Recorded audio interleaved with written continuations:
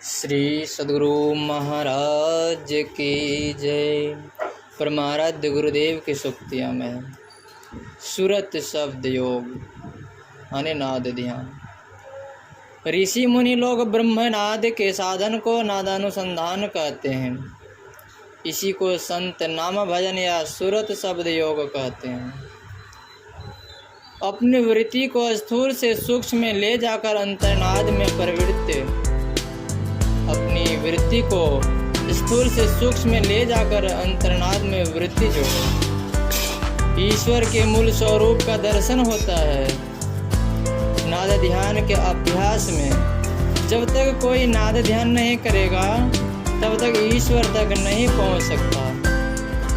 जिसको शब्द की खोज कहते हैं उसी को नाद की खोज व नादानुसंधान कहते हैं। साधक साधना करते हुए अंदर में विविध नाद पाते हैं। इसमें दृष्टि का काम नहीं होता, बाहरी कान से भी काम नहीं होता, केवल अंतर वृत्ति से सुनते हैं। इसमें मन काबू में होता है। ज्योति के साथ नाद भी प्रकट होता है। ज्योति के साथ जो नाद होता है वह सूक्ष्म नाद है और अंधकार में जो नाद होता है वह स्थूल है। संतों ने स्थूल नाद ध्यान करने को नहीं कहा। नाद में अपने उद्गम स्थान पर खींच लाने का गुण है। इसका उद्गम स्थान स्वयं परमात्मा है, इसलिए इसके ध्यान से खींचकर उस परमात्मा तक पहुंच जाओगे। शब्द ध्यान वहाँ तक ले जाता है जहाँ की शब्द विलीन ना हो जाए। वहाँ देखना सुनना सब बंद हो जाता है। वहाँ निःशब्द में परमात्मा मिलते हैं। नादानुसंधान से मन का पूरा सिमटाव होगा। इतना सिमटाव होगा कि मन ही नहीं रहेगा, केवल निर्मल सूरत रहेगी। वही उस नाद को सुनेगी। इस सत्संग से मैं जुड़ा हुआ हूँ। मैंने यही जाना है कि बिना सुरत शब्द योग से परमात्मा की प्राप्ति कभी नहीं हो सकती। नाद की खोज अंदर में करनी चाहिए। जिस गुंज में शांति है वह अंतर्नाद है। नाद और बिंदु को संतों के ग्रंथों से निकाल दो तो वह सारहीन हो जाएगा। मनोलय के लिए शिव जी ने 1.25 लाख साधन बतलाए हैं, उनमें नादानुसंधान श्रेष्ठ है।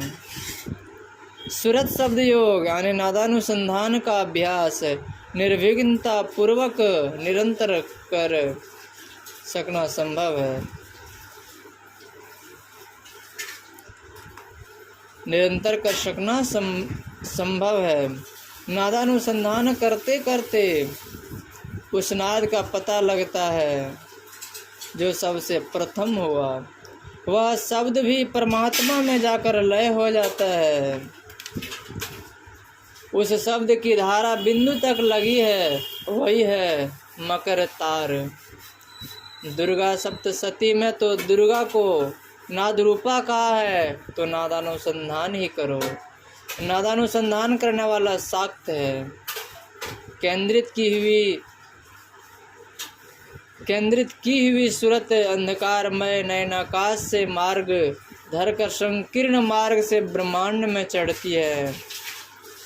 फिर आगे वह अनहद ध्वनियों को सुनती हुई अर्थात सूरत शब्द योग द्वारा मानसरोवर के पार प्रीतम से इस भांति जा मिलती है जिस भांति नदी समुद्र से जा मिलती है। ईश्वर भजन के लिए जो सगुण शब्द का भजन करते हैं वे वर्णात्मक का जप और ध्वन्यात्मक का ध्यान करते हैं।